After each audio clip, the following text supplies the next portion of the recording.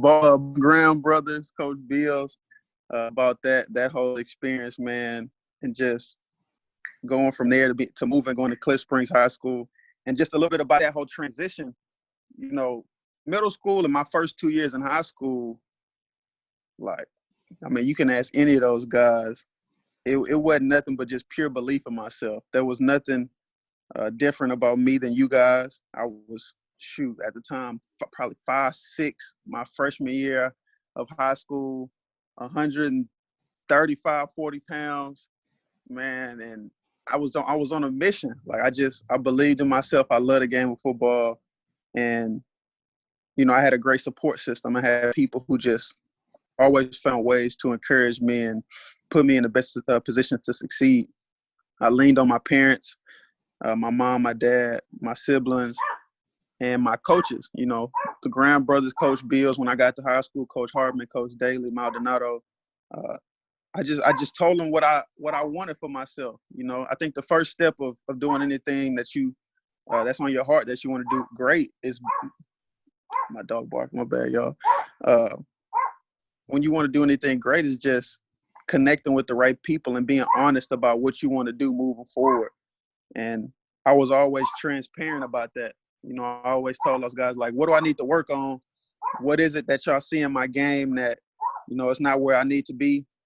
And like I said, walking in 14 years old in high school, 5'6", 140 pounds, the first thing they say is the weight room.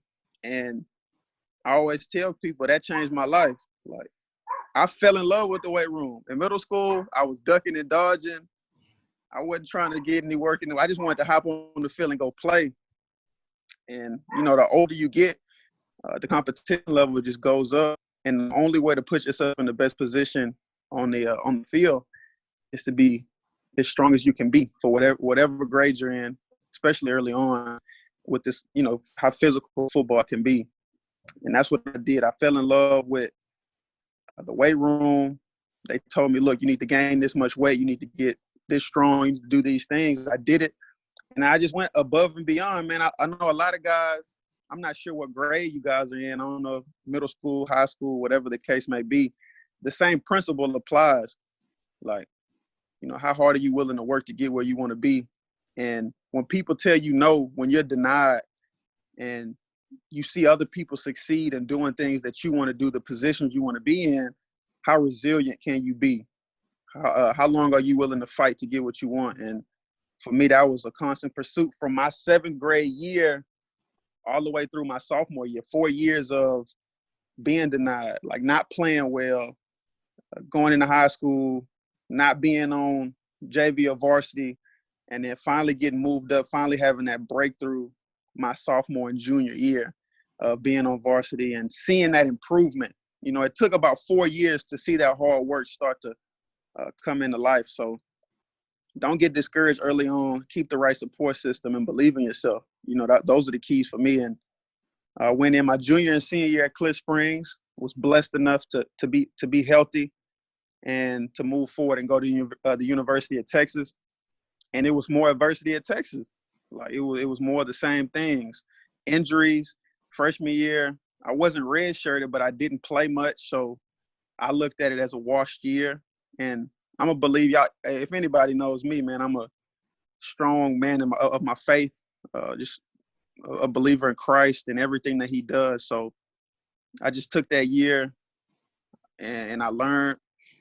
In my sophomore year, I started to see my progress, the work I was putting in come to life. And I had somewhat of a breakout year my sophomore year at Texas. And my junior and senior year, man, it was injuries. Like, injuries held me back.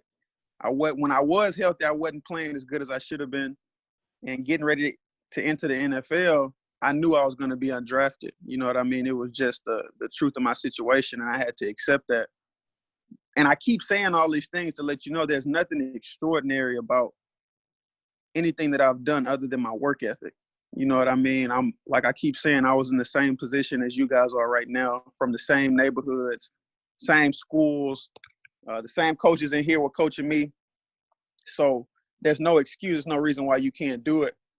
But like I said, fast forward, I'm undrafted. I go to the Philadelphia Eagles. And my rookie year, like I said again, similar to my college career, man, were injuries. I pulled my quad in training camp. Thank God I did well enough to where despite being hurt in training camp, most guys get cut, but they believed in me enough to keep me around, put me on practice squad. I was on practice squad for like 2 weeks and got cut from the practice squad. They brought in somebody to replace me. And during that process, I was at home for 2 months. So this is a reality check. For me, it's like, if I don't get it together and figure out what's going on, then I'm going to be out the league and I'm not going to be playing football anymore. Football is done for me. And you just got to tap into that belief, going back to middle school and high school, believing in yourself and being resilient, man. I just made up in my mind that, if God had it for me, I was going to put everything into it. So for those 2 months that I wasn't playing, I wasn't worried about nothing else but just grinding, like just head down, working. And when I got that call for a workout, I was ready for it. The Eagles ended up bringing me back, and the rest has been history, man. The rest has been history. We went forward. The number one thing I did, I came back. We finished that year. They brought me back like the end of the season during my rookie year, put me back on practice squad.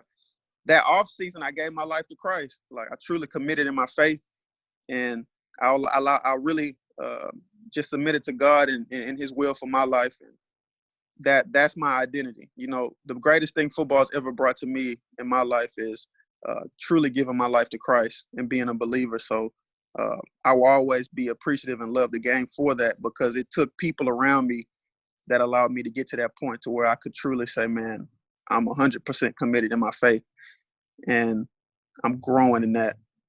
But yeah, man, the rest is history. We move forward. The next year, after all that adversity I just told y'all about, like, and we can go back from middle school, being denied, being told no, I wasn't good enough, not making varsity, JV, whatever the case may be, to having that breakthrough my junior and senior year of high school, going to the University of Texas, adversity, being undrafted, more adversity, more injuries. You know what I mean? That whole process was an up and down roller coaster, and it was frustrating. But at the end of it, I just kept fighting.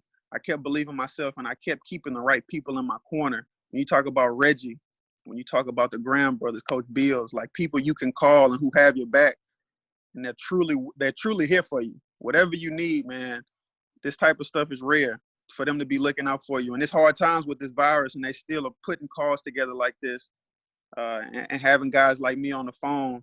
You know what I mean? Be a sponge, always be learning, and taking what with your current circumstance and what you're hearing from us, and apply it to whatever you believe in yourself to or want to do. It doesn't have to be football, man. If you want to get an academic scholarship, man, if you just want to, if it's a totally different sport that you even focused on playing, whatever goals you have for yourself, these guys can help you in any avenue of life, encouraging and support, or connecting you with the right people.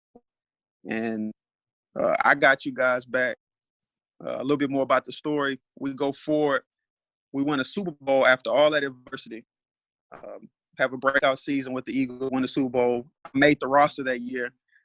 And then I get traded twice, once to Seattle, and then shortly after Seattle, I get traded to Indianapolis.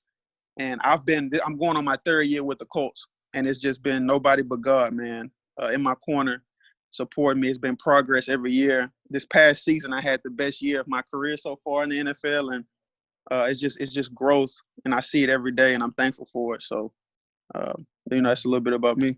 Yeah, that's an amazing story, and I've followed you from high school on out. I just love your work ethic. I love what you were about. I'm all about positivity. I'm all about helping the next man, because I say the same thing. It wasn't nothing great about me, and I made it. So I know that when we invest in these younger kids that may have some doubt about themselves, when they hear stories like yours, they hear stories like mine, how we had to persevere and had to, I had 0 offers in high school and went to junior college, played 2 years, and then transferred to a Division I. So it doesn't matter where you start. It's a matter of you persevering through all of those rough times, all of those people telling you you're not fast enough, you're not big enough, and you pushing through those doors that are closed, you know. So I always want to make sure that these guys are aware, because they hear me talking all the time. I'm always talking.